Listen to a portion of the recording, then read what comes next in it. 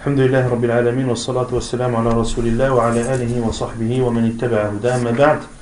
Nous continuons l'explication du livre Lum'atul I'tiqad al-Hadi ila Sabil al-Rashad de l'imam Ibn Qudam al-Maqdisi et une explication de Cheikh Salih ibn Fawzan al-Fawzan, qu'Allah le préserve.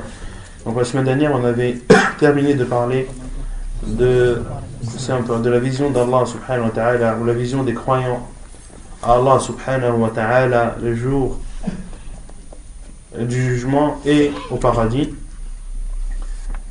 et on avait cité les différents hadiths à ce sujet et les différentes preuves également dans le livre d'Allah et dans la sunna du prophète sallallahu alayhi wa alihi wa sallam. Et parmi ces preuves est le fait que les non-musulmans seront privés de la vision d'Allah azza wa jal, et ceci est une preuve en soi que les croyants eux ne seront pas privés de cette vision, car s'ils étaient eux aussi privés, ils seraient égaux sur ce point aux non-musulmans, et Allah Azza wa Jal a clairement fait une différence entre les musulmans et les non-musulmans. Puis l'imam Ibn Qudam al-Maqdisi ouvre le chapitre de la croyance au destin. فصل في الإيمان بالقدر ومن صفات الله تعالى أنه الفعال لما يريد لا يكون شيء إلا بإرادته. Et parmi les attributs d'Allah Azza wa Jal, c'est qu'il fait ce qu'il veut. Rien ne peut exister sans sa volonté. قال الشيخ الفوزان: هذا دخول في صفة ثانية من صفات الله وهي القضاء والقدر، وأن الله قضى وقدر كل ما يقع في هذا الكون من أوله إلى آخره، لا يكون في ملكه ما لا يريد سبحانه وتعالى، كل شيء بقضائه وقدره وإرادته ومشيئته وخلقه وإيجاده، وذلك أن الإيمان بالقضاء والقدر هو أحد أركان الإيمان الستة، كما قال صلى الله عليه وسلم: الإيمان أن تؤمن بالله وملائكته وكتبه ورسله واليوم الآخر وتؤمن بالقدر خيره وشره. قوله وتؤمن بالقدر خيره وشره هذا دليل على أن الإيمان بالقضاء والقدر من أركان الإيمان الستة ومن أصول الإيمان، فمن جحده جحد ركنا من أركان الإيمان وأصلا من أصول الإيمان. Cheikh Al-Fawzan dit que l'auteur entre maintenant, après avoir parlé de l'attribut de la parole d'Allah subhanahu wa ta'ala, il entre maintenant où il expose l'autre attribut d'Allah azza wa jal, qui est l'attribut de l'qada wal qadar, l'attribut de la destinée et du décret. Qui connaît la différence entre le qada et le qadar?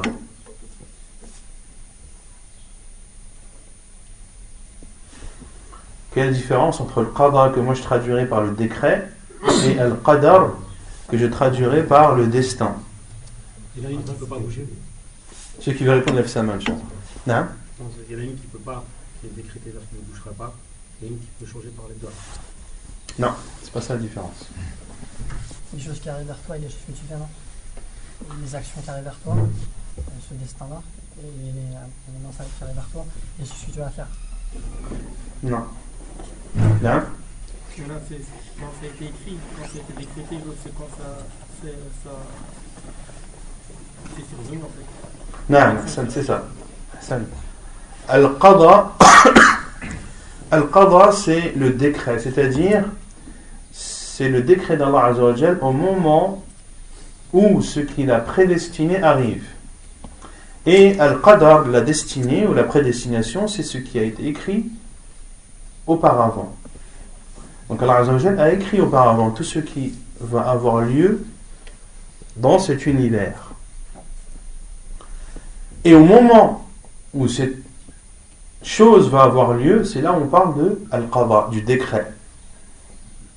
Donc Al-Qadar, c'est ce qu'Allah Azza wa Jal a décrété, ce qu'il a toujours su, car Allah Azza wa Jal, sa science n'a ni début ni fin. Comme Allah Azza wa Jal n'a ni début ni fin, sa science n'a ni début ni fin. Allah Azza wa Jal a toujours su, et il saura toujours ce que ces créatures font, quand ils le feront, à quel moment elles le feront. Et c'est là où on parle de prédestination, c'est-à-dire que cela a été écrit bien avant, et cela a été prédestiné par Allah Azza wa Jal bien avant. Et au moment où le fait prédestiné arrive, c'est là où on parle de décret d'Allah. C'est là où on parle de Al-Qadha. Et certains savants disent qu'il n'y a pas de différence entre le Qadha et le Qadar. Que Al-Qadha et Al-Qadar signifient la même chose. Signifient la prédestination. Et d'autres savants ont dit que Al-Qadha et Al-Qadar, c'est comme Al-Iman et Al-Islam. Quand ils sont cités l'un à côté de l'autre, chacun veut dire quelque chose de précis. Al-Qadar qui est la prédestination auparavant, et Al-Qadar qui est le décret, c'est-à-dire au moment où la chose arrive. Et lorsqu'ils sont cités séparément, ils veulent dire la même chose. Et c'est l'avis de Cheikh Ibn Uthaymin, rahimahullah ta'ala. Donc, l'attribut de la prédestination appartient à Allah subhanahu wa ta'ala. Et Allah Azza wa Jalla a prédestiné tout ce qui va avoir lieu, ou tout ce qui a lieu, tout ce qui a eu lieu, tout ce qui aura lieu dans cet univers depuis le début de sa création jusqu'à la fin de la création, c'est-à-dire de cet univers. Et cela veut dire aussi qu'il n'y a rien dans le royaume d'Allah Azza wa Jalla qui a lieu sans qu'il ne le veuille. Toute chose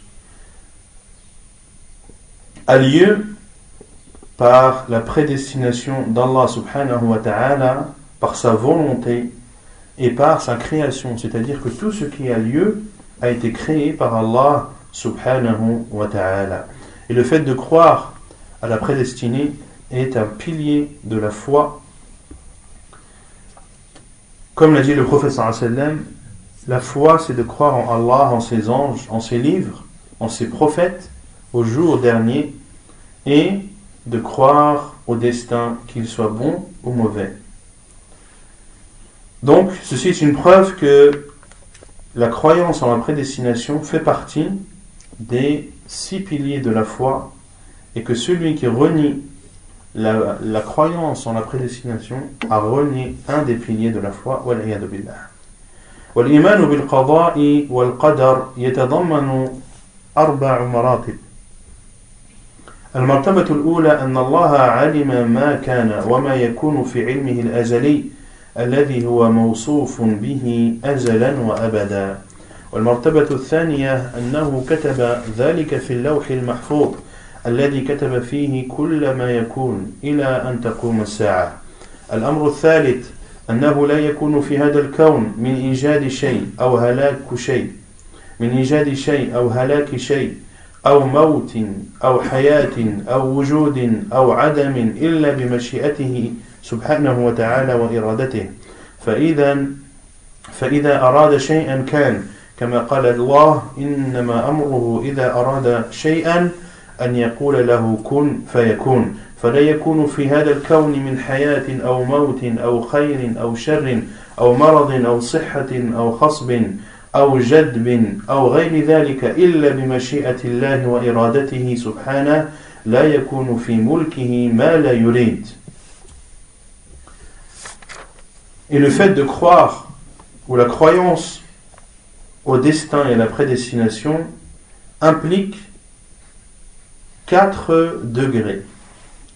Et pour croire en la prédestination, il y a 4 choses qu'il faut prendre en compte et qu'il faut connaître.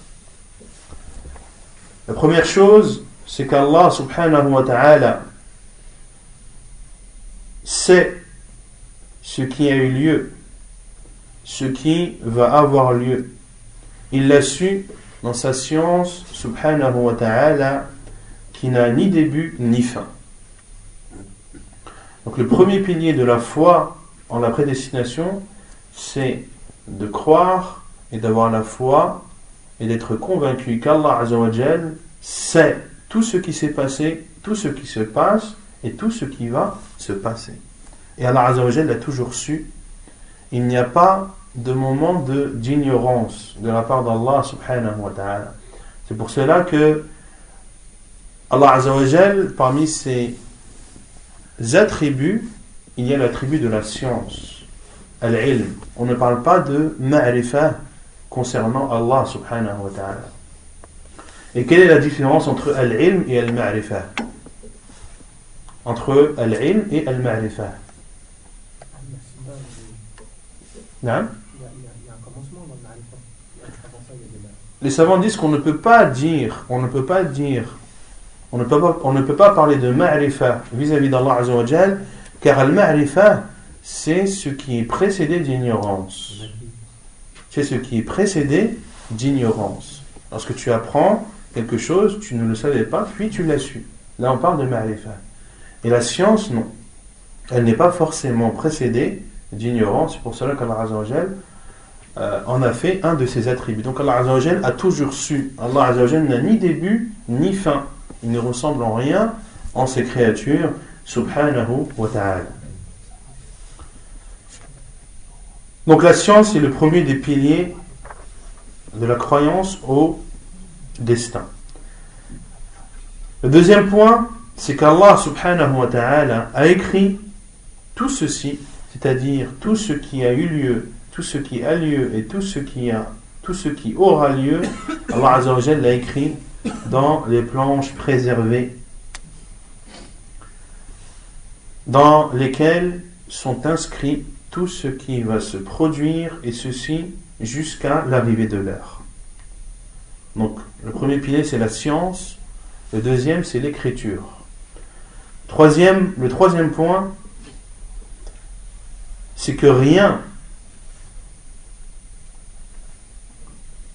ne peut exister, rien ne peut disparaître. Toute mort, toute vie, toute existence n'a lieu que par la volonté d'Allah subhanahu wa ta'ala.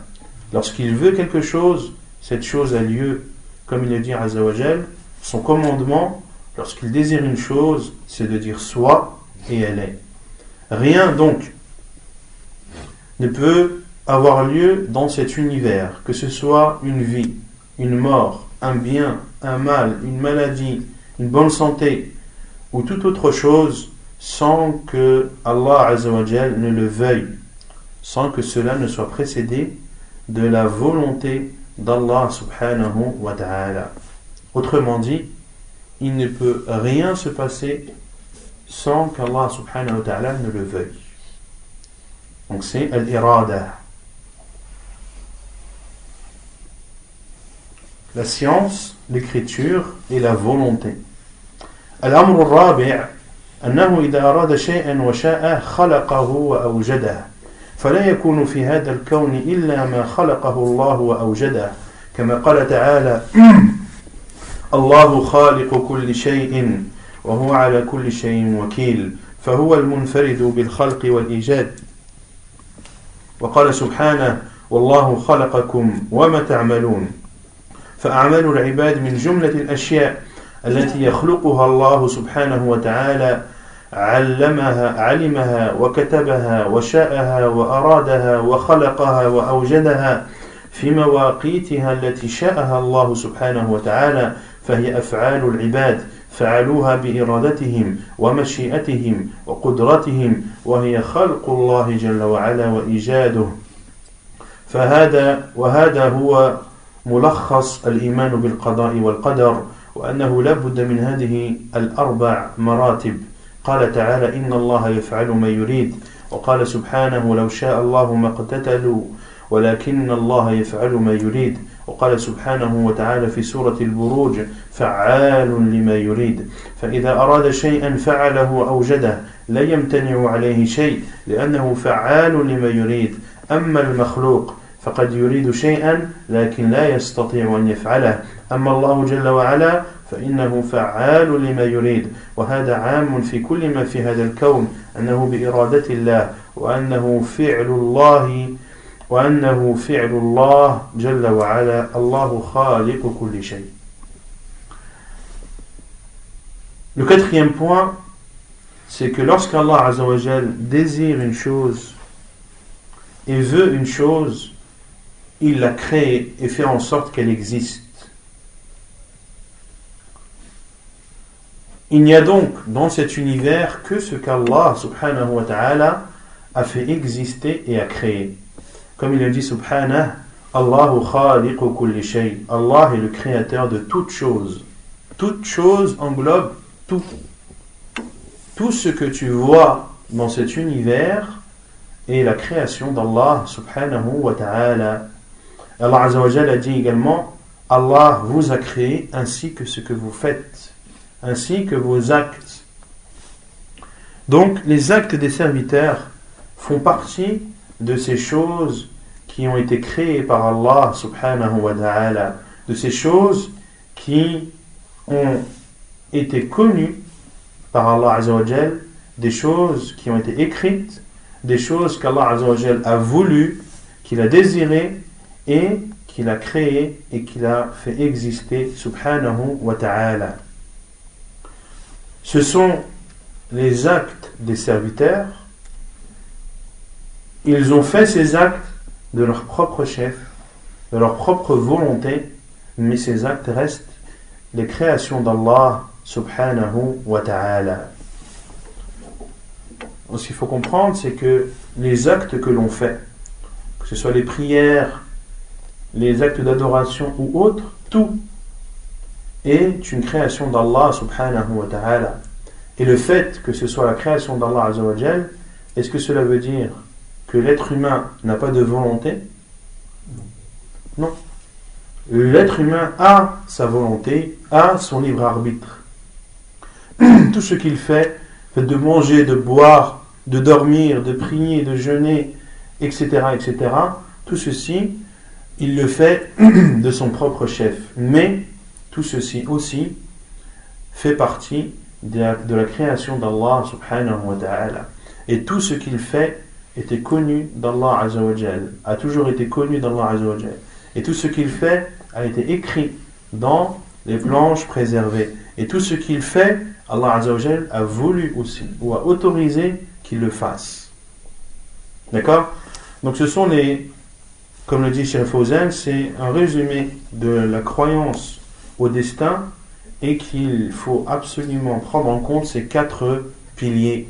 Le premier qui est la science, le deuxième qui est l'écriture, le troisième qui est la volonté et le quatrième qui est la création, al-khalq.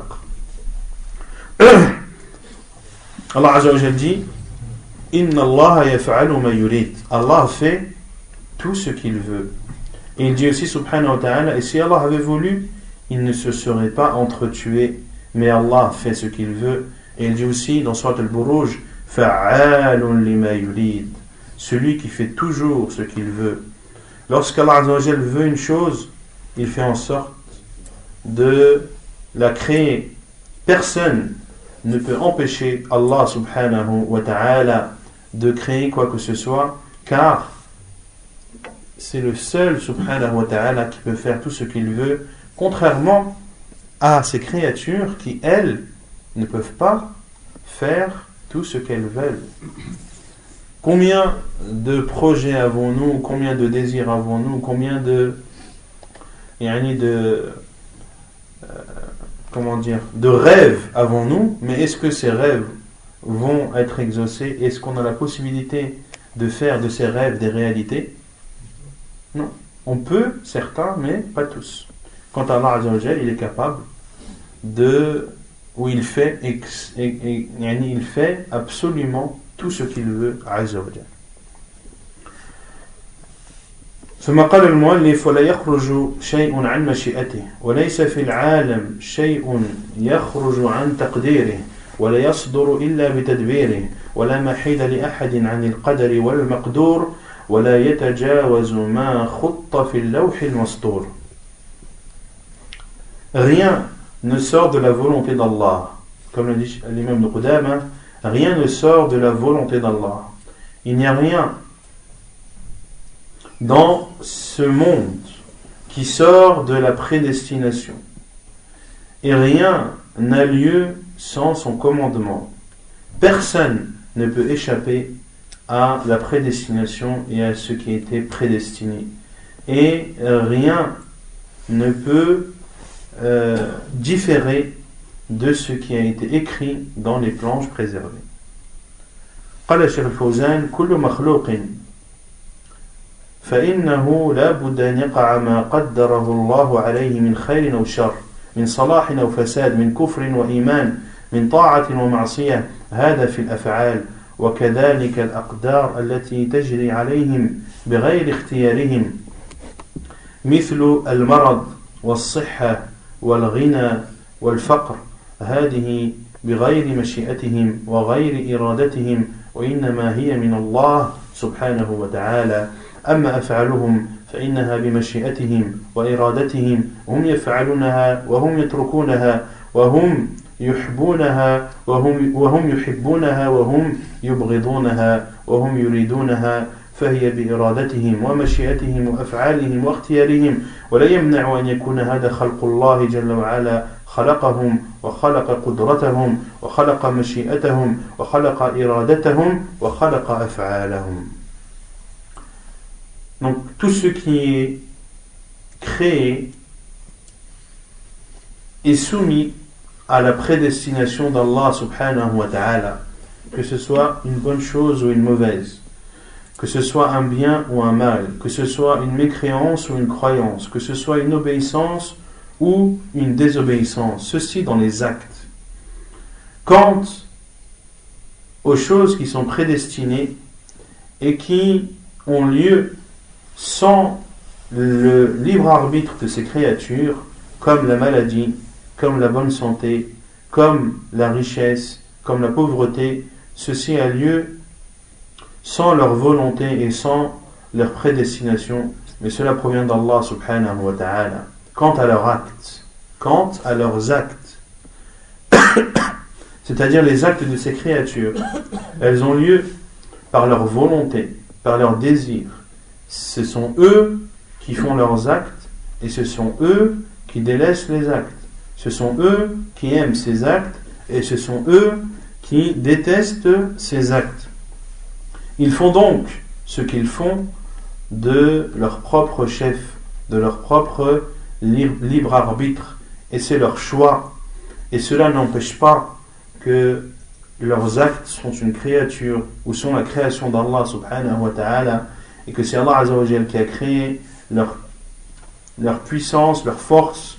C'est Allah azza wa jal qui a créé leur volonté et leur désir, et c'est aussi Allah azza wa jal qui a créé leurs actes. C'est clair ou c'est ambigu? Hein? C'est ambigu. C'est ambigu. Taïe, qu'est-ce qui est ambigu? Tout est décrété, le bien et le mal. Non? Le mal, c'est notre libre arbitre, mais c'est décrété par Allah subhanahu wa ta'ala. Non. J'arrive pas à vous. Il faut revenir aux quatre piliers de la foi en la prédestination. Donc lorsqu'un serviteur fait un acte, cet acte est connu d'Allah, a toujours été connu d'Allah. Cet acte a été écrit. Cet acte a été voulu par Allah et cet acte a été créé par Allah. Que c'est connu, personne ne le nie. C'est compréhensible. Que c'est écrit, personne ne le nie, c'est compréhensible. Que ce soit créé par Allah, personne ne le nie, c'est compréhensible. Mais là où beaucoup de gens ont des ambiguïtés, c'est sur la volonté d'Allah. C'est qu'Allah l'a voulu. Est-ce que le fait qu'Allah veuille, cela veut dire que l'être humain ne veut pas? Il n'a pas de libre arbitre? Et pour enlever l'ambiguïté que tu as, il faut que tu saches que la volonté d'Allah se divise en deux. Il y a al-iradatul kawniyya ou al-iradatul al-shar'iyya, c'est ce qu'on va voir par la suite. Il y a la volonté universelle et il y a la volonté juridique d'Allah subhanahu wa ta'ala. La volonté universelle, c'est-à-dire que rien n'a lieu dans ce monde, dans cet univers, sans qu'Allah ne le veuille. Et c'est logique, Allah azza wa jal, n'est-ce pas lui qui gouverne l'univers? Comment est-ce que quelque chose peut se passer dans cet univers sans que son gouverneur ne le veuille pas? Donc il y a la volonté universelle qui englobe toute chose, c'est-à-dire que tout ce qui a lieu dans cet univers de bien, de mal, de bon, de mauvais, a lieu par la volonté universelle d'Allah Azza wa Jalla, car rien ne sort de son pouvoir. Et il y a la volonté juridique. Il y a la volonté juridique qui est l'iradatu shar'iyya.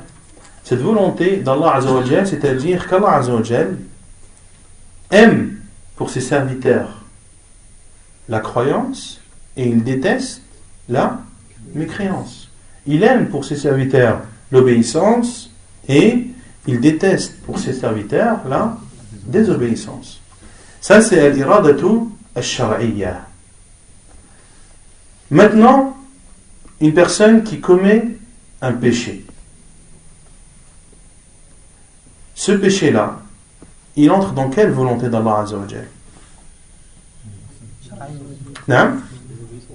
La désobéissance, elle entre dans quelle volonté d'Allah Azza wa Jalla? C'est-à-dire, cet homme qui a fait ce péché, il l'a fait par quelle volonté d'Allah Azza wa Jalla? Par la volonté universelle ou la volonté juridique? Hein? Non, par la volonté universelle. C'est la volonté d'Allah Azza wa Jalla dans laquelle les choses autorisées et les choses non autorisées sont possibles. D'accord? Mais Allah Azza wa Jalla, est-ce qu'il a voulu que cet homme, est-ce qu'il veut que cet homme lui désobéisse? Non. Allah Azza wa Jalla ne veut pas. Mais il lui a permis, par sa volonté universelle, parce qu'il lui a donné le choix. Il a donné à ce serviteur la possibilité de lui désobéir par sa volonté universelle, parce qu'il lui a donné le choix. C'est pour ça qu'Allah Azza wa Jalla a dit فَمَنْ شَاءَ مِنْكُمْ فَمَنْ شَاءَ فَلْيُؤْمِنْ وَمَنْ شَاءَ فَلْيَكْفُرْ. Celui qui veut croire, qu'il croit. Celui qui ne veut pas croire, qu'il ne croit pas. Alors qu'Allah Azza wa Jalla dit dans l'autre verset وَلَا يَرْضَى لِعِبَادِهِ الْكُفْرِ. Mais il n'aime pas pour ses serviteurs la mécréance. Et dans l'autre verset, il dit celui qui veut croire, qu'il croit. Celui qui ne veut mécroire, qu'il mécroit. Et pour cela que, lorsqu'on a posé la question à Cheikh Al-Albani, rahimahullah, comment est-ce que dans l'univers, il peut y avoir des choses qu'Allah déteste? Comment vous répondez à cette question? Ça revient à la volonté shar'iyya. Non? Comment est-ce que Allah Azza wa Jalla n'aime pas pour ses serviteurs la mécréance? Comment est-ce que sur terre il y a de la mécréance? Comment le gouverneur de l'univers fait en sorte qu'il y ait des choses qu'il n'aime pas? Il a voulu, mais il n'aime pas. C'est un jugement pour le Jannah et l'humain. Pourquoi est-ce que dans l'univers il y a des choses qu'Allah déteste? Non? Non. La première réponse c'est quoi? Parce qu'il a donné à ses serviteurs le libre choix. Parce qu'il a donné à ses serviteurs le libre choix. Il a donné aux êtres humains le libre arbitre de choisir. Non. Et justement, en fait, si tout est décrété par Allah subhanahu, ça veut dire si demain je prends une arme et je tire, est-ce que ça s'est décrété ou alors ça fait partie du libre arbitre? Sachant qu'il n'aime pas le mal. C'est décrété et c'est le libre arbitre. C'est ça qu'il faut comprendre. C'est que le libre arbitre ne sort jamais de la volonté d'Allah. Le fait que tu tues quelqu'un, tu l'as fait parce qu'Allah t'a autorisé de le faire. Mais Allah Azza wa Jalla t'a autorisé de la faire. De quelle volonté? Est-ce que c'est la volonté juridique ou la volonté universelle? Universelle. Parce que rien ne peut avoir lieu dans cet univers sans qu'Allah ne le veuille. D'accord? Et le fait que cet homme a tué l'autre, Allah Azza wa Jalla l'a voulu par sa volonté universelle, mais il ne veut pas, ou il n'accepte pas, et il n'aime pas cet acte par sa volonté juridique. C'est-à-dire qu'il a dit à son serviteur, ne fais pas, mais aussi, je te laisse le libre choix. Si tu veux faire, fais. Si tu ne veux pas, ne fais pas. Dans tous les cas, soit tu seras récompensé, soit tu seras châtié. C'est ça, le bas. Non? C'est ça. C'est clair, mais il y a encore des ambiguïtés. Non? Il n'y a plus d'ambiguïté, ça y est? Ça y est. Donc on en était où?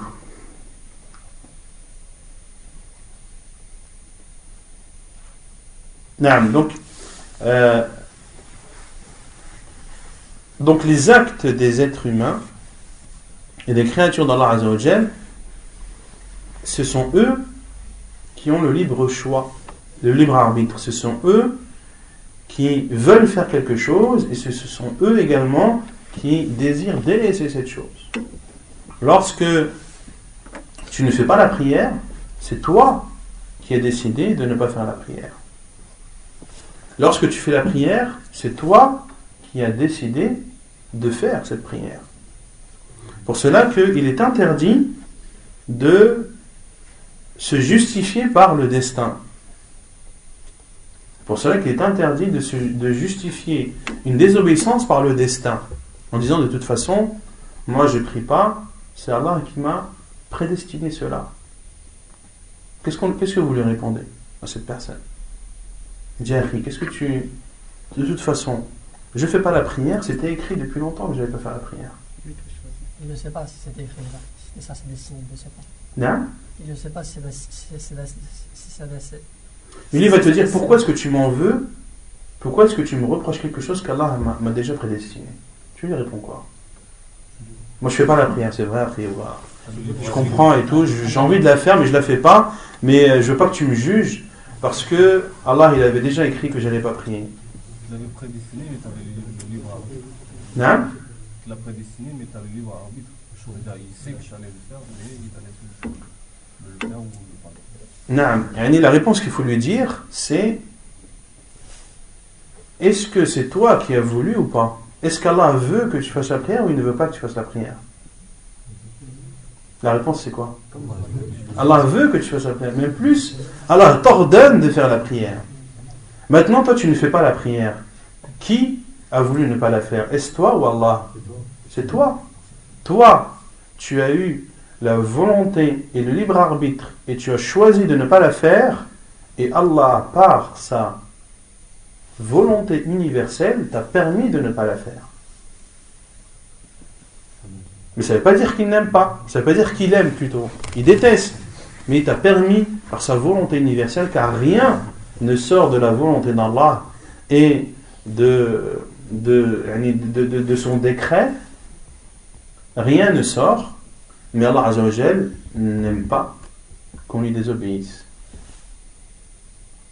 ثم قال المؤلف: عقيدة أهل السنة والجماعة في أفعال العباد أراد ما العالم فاعلوه ولو عصمهم لما خالفوه ولو شاء أن يطيعوه جميعا لا أطاعوه. أراد الله عز وجل وعلا ما العالم فاعلوه لا يخرج شيء عن إرادته سبحانه وتعالى في هذا في الإرادة الكونية العامة لكل شيء الخير والشر والكفر والإيمان والطاعة والمعصية. أما الإرادة الشرعية فإنها إنما تختص بالطاعات فقط، ولهذا يقول سبحانه وتعالى: يريد الله بكم اليسر ولا يريد بكم العسر والله يريد أن يتوب عليكم ويريد الذين يتبعون الشهوات أن تميلوا ميلا عظيما. فالإرادة نوعان: إرادة كونية وهذه يدخل فيها كل شيء من الخير والشر والطاعة والمعصية والكفر والإيمان، كل ذلك أراده الله كونا. أما النوع الثاني وهي الإرادة الدينية الشرعية فهذه إنما تكون للطاعات والأعمال الصالحة وقد تقع وقد لا تقع. الإرادة الدينية قد تقع وقد لا تقع، فالله أراد شرعا من الكافر أن يسلم ولكنه لم يسلم ما وقع ما أراد منه دينا، وأراد الله الإيمان من جميع الناس ولكن المؤمن أطاع والكافر عصى فالإرادة الكونية لا بد من وقوعها وأما الإرادة الدينية فقد تقع وقد لا تقع حسب مشيئة الله ورحمته. Puis l'auteur a dit, et la croyance des gens de la Sunna et de Al-Jama'a concernant les actes des serviteurs, il dit c'est-à-dire qu'Allah Azza wa Jal a voulu ce que le monde fait. Qu'Allah Azza wa Jal a voulu ce que le monde fait. Et Cheikh Al-Fawzan dit Hafidahullah, qu'Allah Azza wa Jal a voulu ce que le monde fait. C'est-à-dire que rien ne sort de la volonté d'Allah subhanahu wa ta'ala. Et ceci fait partie ceci dans la volonté universelle, la volonté générale qui englobe toutes choses, le bien et le mal, la mécréance et la croyance, l'obéissance et la désobéissance. C'est clair? Pour l'irada al-kawniyya, la volonté universelle. أما الإرادة الشرعية فإنها تختص بالطاعات فقط. ولهذا يقول الله سبحانه وتعالى نعم. Donc quant à la volonté juridique, c'est une volonté qui est propre aux obéissances, qui sont propres aux obéissances, aux ordres d'Allah subhanahu wa ta'ala, à ce qu'il veut de ses serviteurs. Pour cela qu'il dit subhanahu wa ta'ala, il veut pour vous la facilité et il ne veut pas pour vous la difficulté. Il dit aussi subhanahu wa ta'ala, et Allah veut vous pardonner. Et il veut, et ceux qui suivent leur passion veulent que vous vous déviez. Allah Azza wa Jal veut être pardonneur vis-à-vis de nous, mais ceux qui suivent leur passion veulent que l'on se dévie comme eux ont été déviés. Donc ici Allah Azza wa Jal, il veut du bien, il veut pour nous la facilité et il veut nous pardonner. Et c'est là on parle de al-iradatu al-shar'iyya. Il y a donc deux sortes de volonté. La première qui est universelle, et celle-ci englobe le bien, le mal, les obéissances et la désobéissance, la mécréance et la croyance. Tout ceci est voulu par Allah Azza wa Jal, par sa volonté universelle. Quant à la deuxième volonté qui est la volonté juridique, elle est propre aux obéissances, elle est propre aux actes pieux et elle peut avoir lieu comme elle peut ne pas avoir lieu. La volonté juridique d'Allah Azza wa Jal peut avoir lieu comme elle peut ne pas avoir lieu. Allah Azza wa Jal a voulu, par sa volonté juridique, que le non-musulman se convertisse. Mais il ne s'est pas converti. Ce qu'Allah Azza wa Jal a voulu par sa volonté juridique n'a pas eu lieu. Allah Azza wa Jal veut la croyance pour l'ensemble des gens. Mais le croyant a obéi et le mécréant a désobéi. فالإرادة الكونية لابد من وقوعها أما الإرادة الدينية فقد تقع وقد لا تقع حسب مشيئة الله ورحمته. Donc la volonté universelle, elle a toujours lieu. Et la volonté juridique, elle peut avoir lieu comme elle peut ne pas avoir lieu. Comme cela, rahmatullah. Et lorsque la volonté juridique n'a pas lieu, elle a lieu par quelle volonté? Autrement dit, Allah Azza wa Jal, par sa volonté juridique, veut que tout le monde croie. Comme l'a dit Cheikh Al-Fawzan, les musulmans, les croyants ont obéi et les non-musulmans ont désobéi. Donc ici, la volonté juridique a eu lieu concernant les croyants, mais elle n'a pas eu lieu concernant les mécréants. Concernant les mécréants, c'est quelle volonté? C'est quelle volonté qui a eu lieu? C'est la volonté universel. Pourquoi? Car Allah Azza wa Jal a donné à ces non-musulmans le libre choix et le libre arbitre, et leur a permis de choisir le bien et le mal, et de choisir la mécréance et la croyance. Et c'est pour cela, justement, qu'Allah Azza wa Jal va les juger. Parce que chacun est responsable de ses actes. Comment Allah Azza wa Jal pourrait-il juger des personnes qui sont télécommandées ou téléguidées? Une personne qui, quoi qu'elle fasse, de toute façon, tout est décrit, il n'y aura que ce qui lui a été prédestiné, sans que cette personne n'ait le libre choix. Comment est-ce qu'Allah Azza wa Jal peut juger une personne qui est dans cet état? C'est pas possible.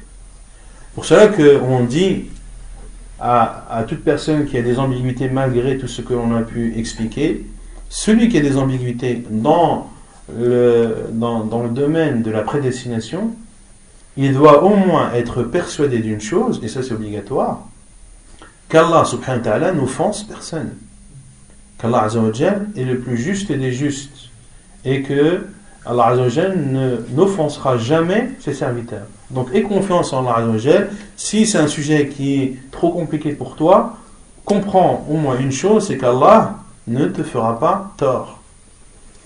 Qu'Allah ne te fera pas tort, et si toi tu penses que tu es téléguidé, que tu n'arrives pas à comprendre comment est-ce qu'une personne peut avoir le libre arbitre, mais qu'en même temps ce libre arbitre il dépend de la volonté d'Allah, donc en gros ça veut dire qu'Allah c'est lui qui a voulu. Il y en a qui pensent comme ça. Oui, mais Allah il a voulu par sa volonté universelle. Ça veut dire qu'Allah il te permet de faire le bien et de faire le mal. Ça ne veut pas dire que tu es téléguidé et que tu n'as pas de libre arbitre. Vous comprenez?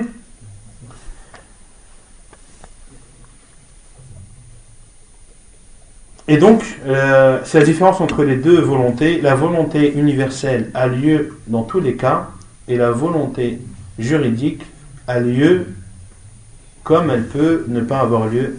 ونكتفي بهذا القدر سبحانك اللهم وبحمدك أشهد أن لا إله إلا أنت أستغفرك وأتوب إليك.